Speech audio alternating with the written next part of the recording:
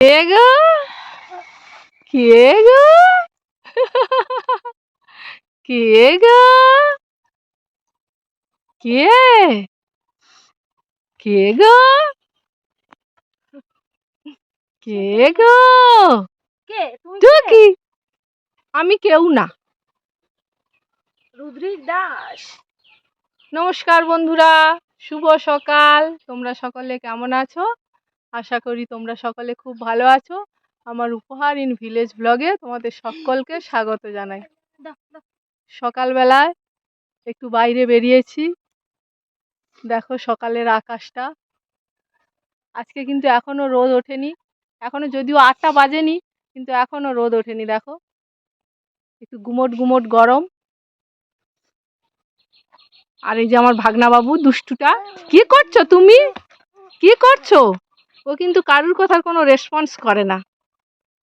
তুমি কি করছো? শোনো, ও দুষ্টু বাবা, শোনো তো লজেন্স বাবু, শোনো তো, তুমি কি করছো? টাটা করে দাও। টাটা করো তো, টাটা করো তো, টাটা করো তো, করো। ওই ওই টাটাটা একটুখানি করেছে, এরকম এরকম করে একটুখানি এরকম করে হাত ঘুরিয়েছে। টাটা করে দাও। তুমি কান ধরেছো? তুমি কানটা দুষ্টু করেছো, ওই জন্য কান ধরেছো। দেখেছো শয়তানটা।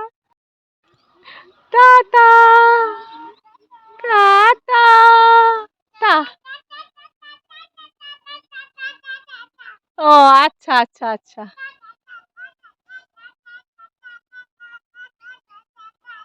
আমার ভাগনা বাবুর অনেক দুষ্টুমি তোমাদেরকে দেখালাম, ওর দুষ্টু মিষ্টি কিছু কিছু সমস্ত ঘটনা। তো চলো এবারে একটু মাঠের দিকে যাওয়া যাক। দেখো কড়াই মাঠ, এখানে একটু কড়াইয়ের মাঠ দেখাই তোমাদের। কড়াই মাঠ মানে কি কড়াই জানো তো? মুগ কড়াই, যেটা মুগ ডাল হয় না, সেই মুগ কড়াই। এই মুগ ডালের চাষ হয়েছে এখানে। দেখো একদম সবুজে সবুজ হয়ে গিয়েছে, আর বর্ষাও হয়েছিল এর আগে, ওই জন্য খুব সুন্দর হয়েছে। তো আমাদের এখানে এই ডালের চাষ খুব হয় জানো, তবে আগে অনেক হতো, এখন আর এতটা হয় না। মানে আগের মতো এতটা হয় না। তার কারণ হচ্ছে কোনো বছর হয়তো ভালো ফসল হলো, কোনো বছর হয়তো হলো না। বেশিরভাগই এখন এইরকম হচ্ছে, কোনো বছর জলে ডুবে যাচ্ছে, কোনো বছর একদম জল হচ্ছে না, খরার জন্য ফসলই হচ্ছে না। যে কারণে লোকেরা চাষ আগের থেকে অনেক কমিয়ে দিয়েছে। না হলে কিন্তু এইসব মাঠগুলো ফাঁকা থাকতো না, একদম পুরো মাঠ ভর্তি থাকতো। তো দেখো এখন ওর দাদু চলে এসেছে। তো দাদু সাইকেলটা দেখতে পেয়ে ও সাইকেলে ওঠার জন্য একদম পাগলামি করছিল খুব। তো সেই সময় ক্যামেরাটা করার কথা খেয়াল ছিল না। আর আগে একদিন মনে হয় ও দাদুর সাইকেলেও উঠেছিল, তাই এখন আর মায়ের কথা বা আর কারুর কথা মনে করছে না। ওই দাদুর সাইকেলে উঠে বাড়ি যাবে বায়না করেছে, তো এখন ও দাদুর সাইকেলে উঠে বাড়ি চলে যাচ্ছে। এবারে আমরাও পেছনে পেছনে রওনা দেব, ও যাক, আমরা পেছনে পেছনে আসছি।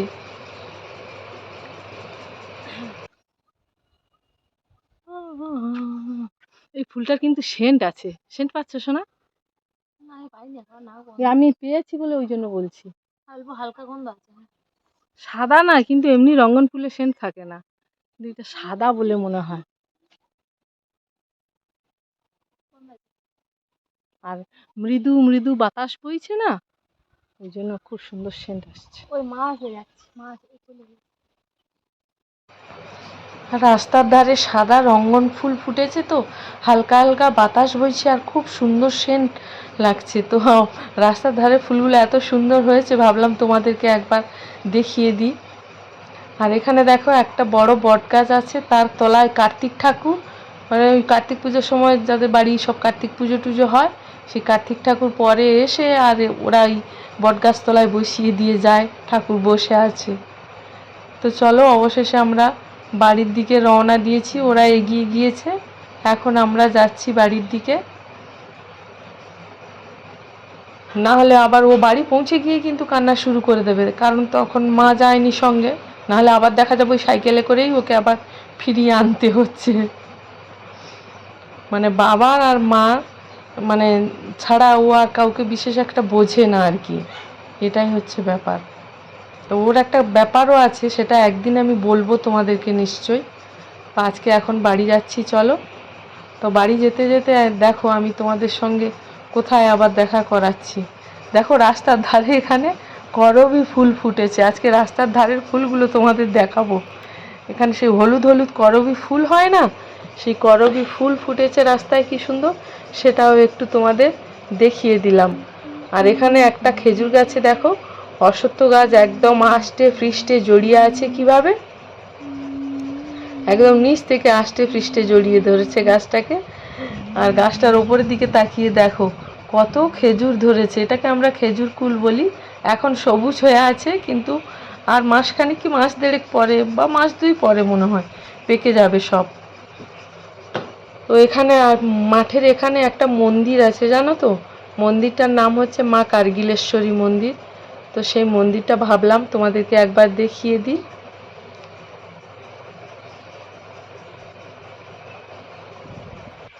এখানে দেখো ফুলের সাজিতে ফুল রাখা আছে, মানে রাস্তা দিয়ে যারা যাচ্ছিল ফুল তুলেছে নিজের বাড়ির জন্যে, আবার এই ঠাকুরের পুজো হওয়ার জন্যে ওই গ্রিলের ভেতর থেকে হাত দিয়ে তারা এই ফুলের সাজিতে ফুল কিছু দিয়ে যায় আর কি। নিজেরাও একটু বাড়ির জন্য ফুল তোলে আর গ্রিলের ভেতর দিয়ে হাত ঢুকিয়ে ঠাকুরের জন্য একটু ফুল দিয়ে যায়। এই রাস্তার ধারে সমস্ত ফুল গাছ আছে, সব এখান থেকেই ফুল টুল তোলে আর এই ঠাকুরের জন্য একটু দিয়ে যায় আর কি। তো এটা তো ফাঁকা মাঠে, ওই জন্য এটাতে সবসময় চাবি দেওয়া থাকে, কেউ থাকে না তো এখানে, এভাবেই থাকে আর কি। তো আমি একবার ভাবলাম তোমাদেরকে মন্দিরের পেছনের সাইডটা একবার দেখাই। এখানে কি সুন্দর বাতাস বইছে, দেখো শব্দ পাচ্ছ? তো এদিকে ধান গাছ চাষ হয়েছে, আর ওদিকের দিকে একটু দূরের দিকে ধান ধরেছে, কিন্তু এই সামনের দিকটা এখনো ধরেনি, তাই সবুজ সবুজ হয়ে আছে। আর দূরের দিকটা একটু হালকা হালকা সোনালি সোনালি দেখাচ্ছে দেখো। আর চারিদিকটা কিরকম ফাঁকা দেখেছো। আর এখানে মাঝখানে মন্দির। আর দেখো রাস্তার ধারে আমি আবার একটা ফুল দেখাচ্ছি তোমাদের। এটা কোনো ঘাস জাতীয় ফুল রাস্তার ধারে হয়েছিল, দেখতে খুব সুন্দর লাগছে বলে আমি ভাবলাম তোমাদের একটু দেখিয়ে দিই। আজকে সমস্ত রাস্তার ধারের ফুল দেখাবো তোমাদের, তাই দেখিয়ে দিলাম। তো বাড়ি চলে এসেছি, বাড়ি চলে এসে সবাই খাচ্ছিলাম, আর আমার ভাগনা বাবু কি করছে দেখো। আরো নেবে না ও বাবা এটা ধুইবো না, ওই থালার উপর থালা। আমি যখন দুধ চিড়ে খাচ্ছিলাম তখন আমার লজেন্স বাবু আমার কাছে আসেনি, কিন্তু ওর মামা চাউমিন খাচ্ছিল, আমার বাটিতে একটুখানি দিয়ে গিয়েছে। ও সঙ্গে সঙ্গে চলে এসেছে, চাউমিনটা নিজে খাচ্ছে, আমার গালে দিচ্ছে, আর কত রকম গান করছে, মানে এইগুলো খেতেও খুব ভালোবাসে। ও শুধু আনন্দটা দেখো। আচ্ছা তুমি একটু খাও, তুমি একটু খাও। এটা মাথাতে দে না, এটা জলে বাটি দাও তো।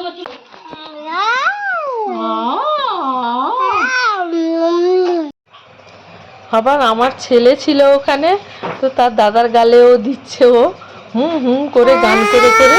ও খুব মজা পাচ্ছে, আনন্দ পাচ্ছে, নিজেও খাচ্ছে, আমাদের গালেও দিচ্ছে।